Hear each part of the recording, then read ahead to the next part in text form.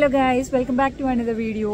So అయితే మేమైతే ట్రావెల్కి start అయిపోయాము. ట్రావెల్కి చేసే ముందు యూజువల్గా నేను చాలా ఇయర్స్ నుంచి ఈ టిప్స్ కొన్ని ఫాలో అవుతున్నానండి. ఎవరికైనా యూజ్ అవుతాయేమో షేర్ చేద్దామని వీడియో చేస్తున్నాను.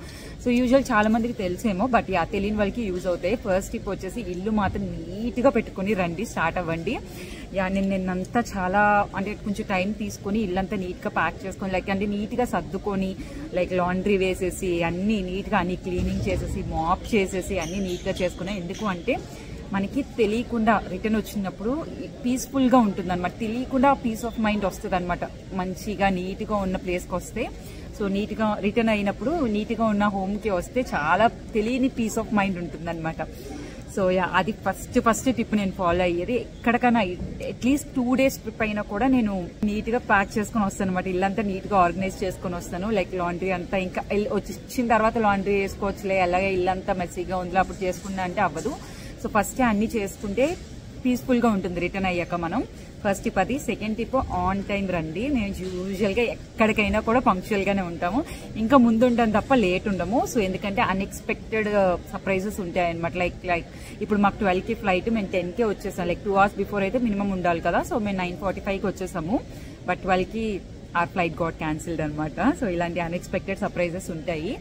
సో ఎందుకు క్యాన్సిల్ అయిందో తెలియదు. డ్యూ టు మేబీ వెదర్ అయి ఉండొచ్చు. కొంచెం వెదర్ వాజ్ రైనింగ్, ఇక్కడ రైనింగ్ ఉంది. మేబీ దానికేనేమో క్యాన్సిల్ అయింది. బట్ మేము కనెక్టింగ్ ఫ్లైట్ బుక్ చేసుకున్నాం కాబట్టి సో వాళ్ళే టేక్ కేర్ చేస్తారు. 2కి మళ్ళీ రీస్కెడ్యూల్ చేశారు. మాకు టొరంటో నుంచి 5కి యాక్చువల్ ఫ్లైట్.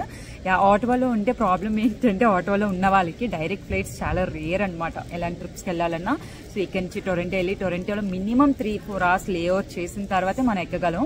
సో 1 day అంతా ఈ ఎయిర్పోర్ట్ లోనే అయిపోతుంది అనమాట. Time spending with kids. Space ఉంటుంది, ఆడుకోవడానికి వదిలేయాలి. వన్ థింగ్ అండి. అండ్ ఇంకొకటి అండి, ఎవరో చూస్తున్నారు కదా మన పిల్లలు బిహేవ్ చేయాలి, డిసిప్లైన్ గా ఉండాలని మాత్రం పెట్టుకోకండి బయటకు వచ్చినప్పుడు. యూజువల్ గా పిల్లలు ఉన్న వాళ్ళైతే అర్థం చేసుకుంటారు, దేర్ కిడ్స్ అని చెప్పేసి. పిల్లలు లేని వాళ్ళకి ఫ్యూచర్ లో అర్థమవుతుంది అనుకోని వదిలేసేయండి. మీరు ఎక్కువ స్ట్రెస్ తీసుకోవద్దు. ఏంటి వీళ్ళు ఇలా బిహేవ్ చేస్తున్నారు, అందరూ చూస్తున్నారు అని చెప్పి తీసుకోవద్దు. యాజ్ ఇట్ ఈస్ వదిలేయండి పిల్లల్ని. ఎంజాయ్ యువర్ సెల్ఫ్ అని చెప్పేసి. ఎక్కడికి వెళ్తున్నాము అని చెప్పేసి నేనైతే ఇంకా చెప్పలేదు, బట్ నేను కొంచెంగా అయితే హింట్ అయితే ఇస్తాను. ఊరికే చెప్పకూడదు అని కాదు, ఊరికే ఇంట్రెస్టింగ్ గా చేద్దాం అని చెప్పేసి అంతే. నేను ఇప్పుడైతే ఒకటి చూపిస్తాను. నేను ఈ ట్రిప్ కి అయితే మాత్రం అస్సలు బుక్స్ పట్టుకోలేదు. వాళ్ళకి ఏం బోరింగ్ లేదు అనమాట. బుక్స్ అంటే వాళ్ళకి నిన్నటి వరకు కూడా మా బాబు చక్కగా అన్ని యాక్టివిటీస్ కూడా చేసుకున్నాడు. 7 weeks మంచిగా యాక్టివిటీస్ చేసుకున్నాడు. నాన్న రేపు ఎక్కడికి వెళ్తున్నా, ఎప్పుడు వస్తాం మళ్ళీ? అయిపోయింది పేజ్, అయిపోతుందా? చేసేది అన్ని నిన్న కూడా వద్దన్నా కూడా పాపం చేసుకున్నాడు. నేను వద్దని చెప్పలే, తనంతా తను చేసుకున్నాడు. బట్ నాకు బ్రేక్ కావాలి, వాళ్ళకి బ్రేక్ అవసరం లేదేమో కానీ నాకు బ్రేక్ కావాలి. యాక్టివిటీస్ ప్రిపరేషన్, ఆ బుక్స్ ఆర్డర్ చేయడం, అరేంజ్మెంట్స్ చేసుకోవడం, లైబ్రరీకి వెళ్ళి బుక్స్ తెచ్చుకోవడం. నిన్నే లైబ్రరీకి వెళ్ళి ఆ బుక్స్ అన్ని రిటర్న్ ఇచ్చి. సో నాకు ఒక 2 weeks అయితే రెస్ట్ కావాలి. 7 weeks అయితే మనం ఆల్రెడీ ప్లాన్ చేసుకొని మంచిగా హోమ్ స్కూలింగ్ చేసుకున్నాం కదా అని ఇంకా నేను అస్సలు బుక్స్ అయితే పట్టుకోలేదు ఈ ట్రిప్లో. ఈ ట్రిప్లో ఏంటంటే కొంచెంగా వాళ్ళతో ఎక్కువ నేను మాట్లాడాలి అనుకుంటున్నాను. మంచిగా ఇంట్రెస్టింగ్ ఫ్యాక్ట్స్ చెప్పాలి అని. కంట్రీస్ ఏం డిఫరెంట్ కల్చర్స్ ఉంటాయి, ఇలా ఉంటాయి అని చెప్పేసి. ఫ్లాగ్స్ ఉంటాయి, ప్రతి ఫ్లాగ్ కి ఒక రిజంబుల్ ఉంటుందండి. అంటే ఒక రిప్రజెంటేషన్ అంటూ ఉంటుంది. లైక్ ఇండియా వచ్చేసి సాఫ్రాన్ వైట్ గ్రీన్ ఉంటుంది కదా, మధ్యలో చక్ర ఉంటుంది, మనకి బ్లూ కలర్ చక్ర ఉంటుంది ఇలాగా అలా. సో ఈ ఫ్లాగ్ వచ్చేసి ఇప్పుడు మేము వెళ్ళేదానికి కూడా ట్రై కలర్. బట్ ఏంటంటే దాని మధ్యలో ఉండేది ఒక గోల్డెన్ ఈగల్. కేర్ఫుల్ నాన్న. ఒక golden eagle holding a snake and cactus కూడా ఉంటుంది అనమాట. సో అది వచ్చేసి కంట్రీ ఫ్లాగ్. ఇప్పుడు మేము వెళ్ళే ట్రిప్ కంట్రీ ఫ్లాగ్. ఈజీగా తెలిసిపోతుంది ఎట్లా సెర్చ్ చేస్తే. బట్ కొన్ని ఇంట్రెస్టింగ్ ఫ్యాక్ట్స్ తెలుసుకున్నాను అనమాట వెళ్లే ముందు. ఇలాంటి కొన్ని ఇంట్రెస్టింగ్ ఫ్యాక్ట్స్ తెలుసుకోవడం నాకు ఇంట్రెస్ట్ అనమాట. ఏదైనా కంట్రీకి వెళ్ళినప్పుడు దాని గురించి కొంచెం తెలుసుకోవడం. స్పానిష్ ఎక్కువ 65 different లాంగ్వేజెస్ మాట్లాడతారంట, కానీ Spanish most major language. 94% Spanish మాట్లాడతారంట. ఇంకా ఫస్ట్ కలర్ టీవీ ఇన్వెంట్ చేసింది ఆ కంట్రీ పర్సన్ అంట. సో ఎంత బాగున్నాయో అసలు చేసే కొలది. ఒక పేజ్ అయితే రాసుకున్నాను నేను. సో వచ్చేసి ఫ్లాగ్ గురించి ఫస్ట్ రాశారు. నెక్స్ట్ వచ్చేసి national emblem, official language, museums. Most museums world లోని ఆ కంట్రీలోనే ఉన్నాయంట, ఆ సిటీలో ఉన్నాయంట. సో వాల్కనోస్ ఎక్కువ ఉంటాయంట. లార్జెస్ట్ యూనివర్సిటీ లాటిన్ అమెరికాలోనే అది లార్జెస్ట్ యూనివర్సిటీ అంట, అక్కడ ఆ సిటీలో ఉండేది. అండ్ మోస్ట్ విజిటెడ్ టూరిజం అంట ఆ destination. Latin America's most visited tourist destination. Colour TV was invented. Spanish speaking ఎక్కువ ఆ కంట్రీ నుంచే ఉన్నారంట. సో ఇలా కొనుక్కుని అయితే ఒక పేపర్ రాసుకున్నాను. ఎయిర్పోర్ట్ లో వాళ్ళు కొంచెం తిరిగినా అంతా చేసినా కూడా ఎక్కడైనా బోరింగ్ అనిపించినా నేను కొంచెం మాట్లాడొచ్చు అని యూజువల్ గా మా పిల్లలు నా మాటలు వింటారు. అంటే లైక్ ఇంట్రెస్టింగ్ ఫ్యాక్ట్స్ ఊరికే రోజు చెప్పి నువ్వు కదలొద్దు, నువ్వు కూర్చో, నువ్వు అల్లరి చేయొద్దు అంటే ఎవరో వింటరండి. సో ఇంట్రెస్టింగ్ ఫ్యాక్ట్స్ కానీ ఇంట్రెస్టింగ్ సాంగ్స్ కానీ అలాంటివి వింటే కొంచెం నేను కొంచెం ఇన్వెస్ట్మెంట్స్ గురించి కూడా మాట్లాడాను అనమాట మా పిల్లలతో ఆల్రెడీ. నీ దగ్గర మనీ ఉంటే ఏం చేస్తావు, ఎలా మనం సేవ్ చేస్తే ఇలాంటి వెకేషన్స్ తీసుకోవచ్చు, వెకేషన్స్కి ఎందుకు వెళ్ళాలి, సో ఇలాంటివన్నీ కొన్ని మాట్లాడాను. హోప్ఫుల్లీ ట్రావెల్ బాగా అవుతుందని ఎక్స్పెక్టేషన్స్. మా హస్బెండ్కి నాతోనే ఇప్పుడు టెన్షన్ అంతా అనమాట. ఏ టైంలో ఏమి హెల్త్ ఇష్యూ చెప్తానా అని చెప్పేసి కొంచెం టెన్షన్ ఉందంట. But so hopefully everything goes fine అని అనుకుంటున్నాను. ఏం తెచ్చుకున్నానమ్మా? మరి చపాతీలు ఎవరు తింటారు? ఆహా, ఏ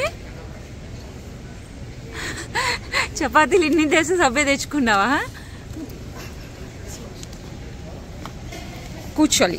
ఏం చేస్తున్నానమ్మా? దాంతో ఆడుకుంటున్నావా?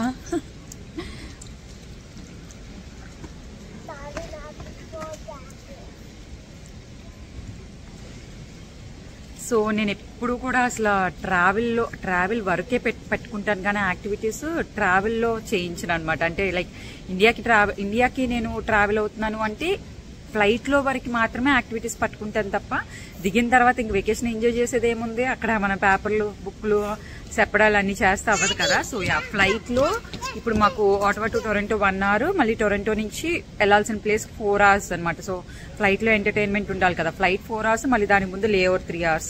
సో 8 hours ఎంటర్టైన్మెంట్ ఉండాలి కాబట్టి కొన్ని ప్రిపేర్ చేస్తాను తప్ప దిగిన తర్వాత వెకేషన్లో చెప్పడానికి ఎప్పుడు నేను అసలు ఏం పెట్టను అనమాట.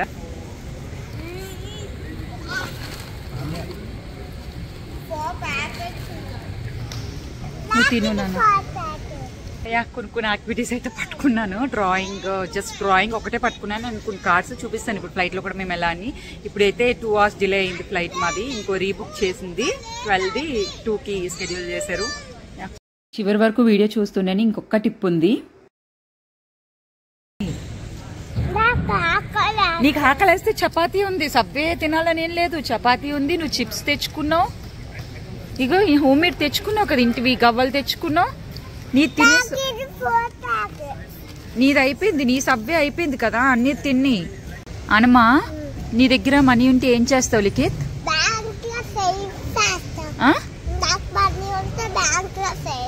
బ్యాంక్ లో సేవ్ చేస్తే ఏమవుతుంది ఆ అమౌంట్? ఇంక్రీజ్ అవుతుంది. ఇన్వెస్ట్మెంట్ కింద సేవ్ చేస్తే ఇలా వెకేషన్స్కి అవి వెళ్ళొచ్చు. ఎంత కావాలో అంత స్పెండ్ చేసుకోవాలి, ఎక్కువ స్పెండ్ చేయకూడదు, వేస్ట్ చేయకూడదు. ఓకేనా? ట్రిప్స్లో ఎంజాయ్ చేయడానికి డొనేషన్స్ చేయాలి. నీకున్న దాంట్లో 5% కానీ 10% కానీ డొనేషన్స్ చేయాలి. ఓకేనా? కొంచెంగా స్పెండ్ చేసుకోవాలి, కొంచెం వెకేషన్స్కి యూజ్ చేసుకోవాలి, ట్రిప్స్కి. ఓకేనా? కొన్ని ఇంపార్టెంట్ థింగ్స్కి యూజ్ చేసుకోవాలి. ఓకేనా? ఇంకేం చెప్పాను? Expenses 50% expenses. నీకు ఎంత కావాలో అంత 50% నువ్వు యూజ్ చేసుకోవచ్చు. 10% నీ దగ్గర 100 రూపీస్ ఉందనుకో అనమ్మా, 50 రూపీస్ నువ్వు ఖర్చు పెట్టుకో. ఓకేనా? 10 రూపీస్ డొనేట్ చేయాలి. ఇంకో 20% 30% నువ్వు సేవ్ చేసుకోవాలి బ్యాంక్లో. ఓకేనా? ఎమర్జెన్సీ ఫండ్ కానీ వెకేషన్స్కి ఎమర్జెన్సీ ఫండ్స్కి వాటికి రిమైనింగ్ది ఉంచుకోవాలి. ఓకేనా? స్లోగా అర్థమవుతుంది ఎప్పుడు అలా కంటిన్యూస్గా చెప్తూ ఉంటే. ఇప్పుడు తెలియదు, బట్ అలా గ్రోన్ అప్ అయితే మీకు తెలుస్తుంది. ఇప్పుడు తెలుస్తుంది కొంచెం, అలా ఇప్పుడు నేర్చుకుంటారు ఏంటి. బ్యాంక్ లో మనీ సేవ్ చేసుకుంటే ఎప్పుడైనా కావాల్సినప్పుడు తీసుకొని ఇలా ట్రిప్స్ కి వాటికి వాడుకోవచ్చు. ఏం చేస్తావు ఓపెన్ చేస్తే? ఇంకేం ప్యాక్ చేస్తావు? ఇంకోటి ఏంటి అవి?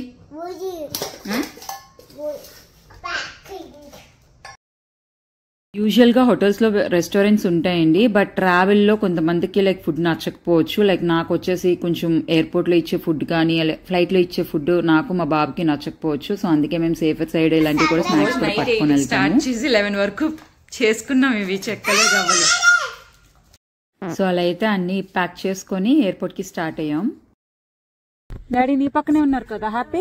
బేరాలు మాకు నిన్నటి నుంచే. ఏంటమ్మా యు నో హిందీ ఓన్లీ టీకే okay nice you're from yeah let's go you're from which country oh nice No, my daughter is like a dada's girl. She want to sit only beside him. Cab లో పక్కన కూర్చోవాలి daddy పోనీ నేను front కూర్చుంటా నువ్వు back side కూర్చో daddy నీ పక్కన కూర్చుంటారు నేను ఫ్రంట్ కూర్చుంటాను డాడీ బ్యాక్ సైడ్ కూర్చుంటారులే నీకు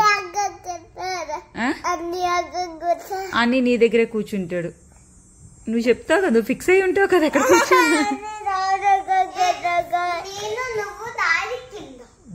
నువ్వు డాడీ అన్నయ్య వెనక్కి కూర్చొని పో నేను ముందు కూర్చుంటానులే ఏం చేస్తాను మరి ఏదో ఒకలాగా మన క్యాబ్కి వెళ్ళాలి కదా మన ఎయిర్పోర్ట్కి వెళ్ళాలంటే మన కార్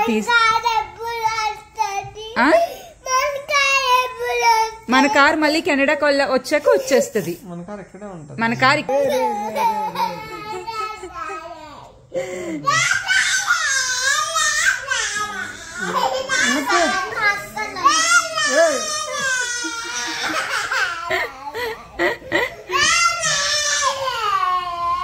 సో అదనమాట ముందు నుంచి మాకు బేరాలన్నమాట ఎవరు పక్కన కూర్చోవాలి ఎవరు ఎలా కూర్చోవాలి అని సో అలా అయితే మేము ఎయిర్పోర్ట్కి స్టార్ట్ అయ్యాము ఒక టిప్ అని చెప్పాను కదా అది ఏంటి అంటే ఇప్పుడు చెప్తాను మాకు flight delay is like 12+ hours flight delay అయ్యిందండి నేను నెక్స్ట్ వీడియోస్లో చూపిస్తాను 12+ hours ఎయిర్పోర్ట్లో కూర్చొని ఏం చేసాము అని చెప్పేసి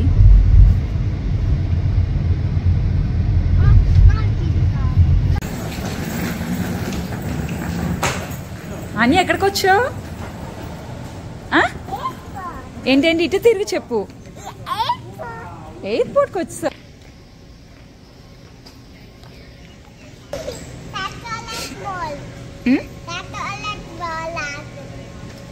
సెంట్ లారెంట్ మాల్లో ఉందా ఇది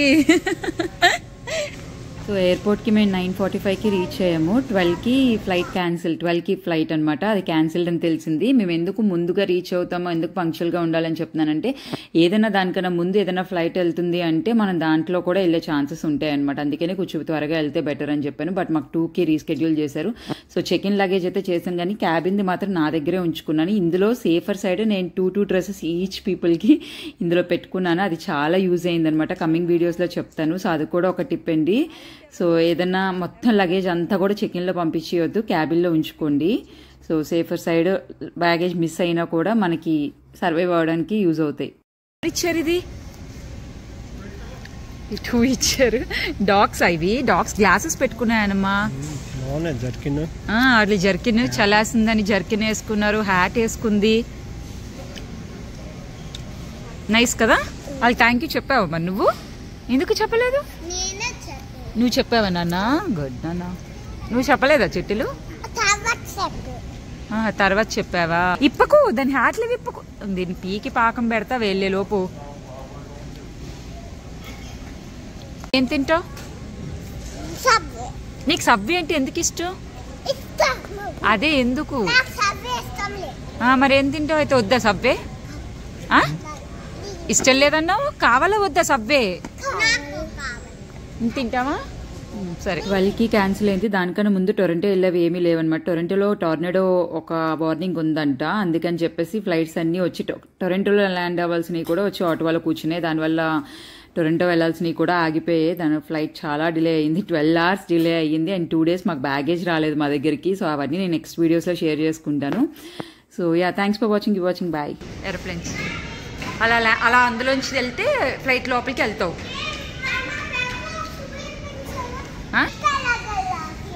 అందులోంచి వెళ్తే ఫ్లైట్కి లోపలికి వెళ్తావు అడిగావు కదా ఫ్లైట్లో ఎలా ఎక్కుతాం ఎలా దిగుతామని నువ్వు స్మాల్ బేబీ అప్పుడు ఇండియా వెళ్ళావు కదా నీకు గుర్తులేదా గుర్తుందా డాడీ హ్యాండ్ పట్టుకోవాలి ఇచ్చే వస్తుంది చూడు అన్య